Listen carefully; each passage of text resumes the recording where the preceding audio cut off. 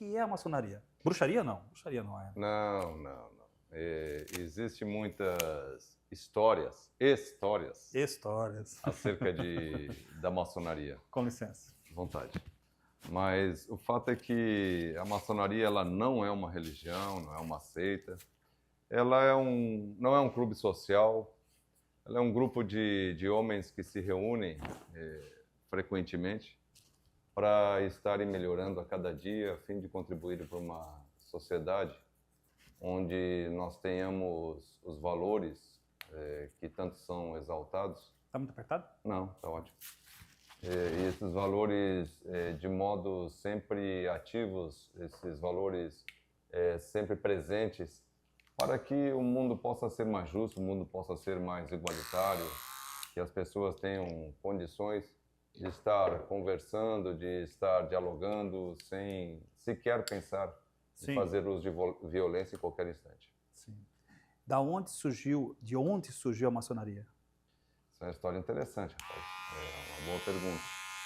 Sempre que as pessoas falam sobre maçonaria, alguns retroagem lá nos egípcios, achando que... Até já ouvi histórias de que Noé construiu a sua arca com base nos princípios da maçonaria, assim por diante, mas a verdade é que a maçonaria, do jeito que ela existe hoje, da maneira que ela está estruturada, ela aparece na Inglaterra, lá pelos idos dos anos de 1700, e onde daí sim passou-se a perceber essa necessidade de o homem cada vez mais se aperfeiçoar.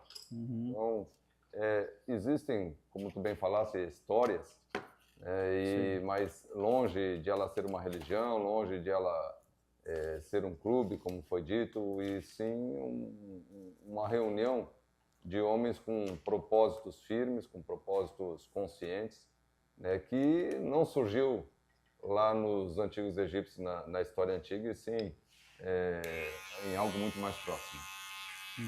Tem uma datação, uma data de quando surgiu? Da maneira que ela está estruturada, nós temos a grande loja da Inglaterra como uma grande referência.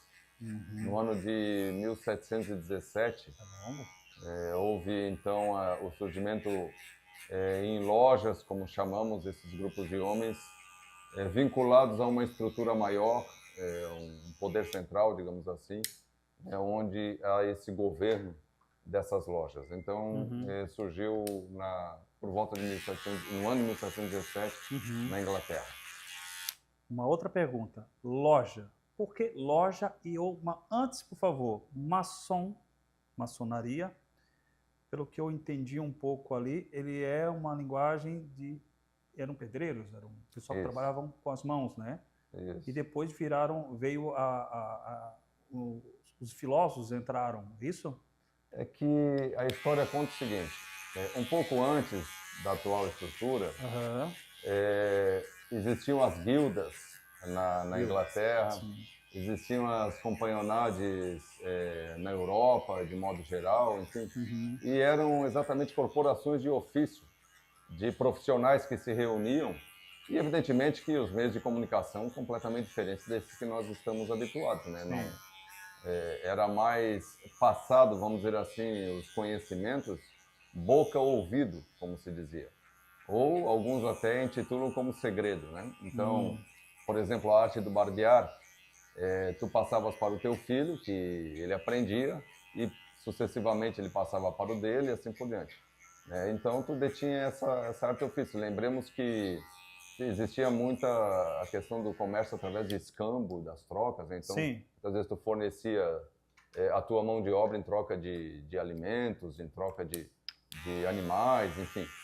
E essas guildas, que eram as corporações de ofícios, elas detinham determinados privilégios por exatamente estarem circulando, as guildas dos construtores, dos maçons, estarem circulando sobretudo na Europa, Europa medieval, contribuindo para a construção de obras de arte como estradas, como castelos, como fortalezas. Aquadutos também, né? Aquadutos. Aquadutos, né? Muitas dessas construções elas ainda estão em pé hoje. E existem os mais variados exemplos na Europa, sobretudo, que tem uma história muito mais antiga do que a nossa, né? E lá se reuniam então os masons, ou maçons, os construtores. E esses Maçons vem de masons. masons, da origem da palavra de masons. Maçons, também do mesmo radical na França, enfim. E aí eles edificavam essas construções todas e houve um período em que a Europa ela passou por uma decadência bastante acentuada, a Guerra dos 100 Anos, que na verdade durou mais de 100 anos, né? Foram 116 anos, a Peste Negra, que dizimou muitas vidas e assim por diante, e esse, digamos, privilégio, esse poderio dos construtores, ele também entrou em decadência, porque lembremos que a igreja, ela estava muito próximo, o clérigo, ele estava muito próximo do poder real. E então se edificavam muitas construções para a igreja também, né? Catedrais e outras tantas, enfim. Ocorre com essa decadência, essa questão da transmissão do conhecimento em específico, ele também acabou sendo prejudicado. E aí, evidentemente também, querendo me reportar à época, tentando me colocar como um mason à época, né, eu detinha esse conhecimento e evidentemente não abria para outras pessoas, até para preservar essa condição que tinha de certo privilégio à época de vários deslocamentos e assim por diante. Bom, quer uma aguinha? Agradeço. Daí, em seguida, fica bom porque a água do salão do papo de salão é ótima, tá? É benta, água benta. Água benta. Mas Por favor. Quando houve essa decadência, Sim. aí essas guildas, esses grupos, para preservar o status que eles já tinham conseguido, eles passaram a admitir pessoas que não eram envolvidas com a arte da construção. Então, vamos ver, entraram profissionais, um barbeiro, entraram filósofos, entraram advogados e assim por diante.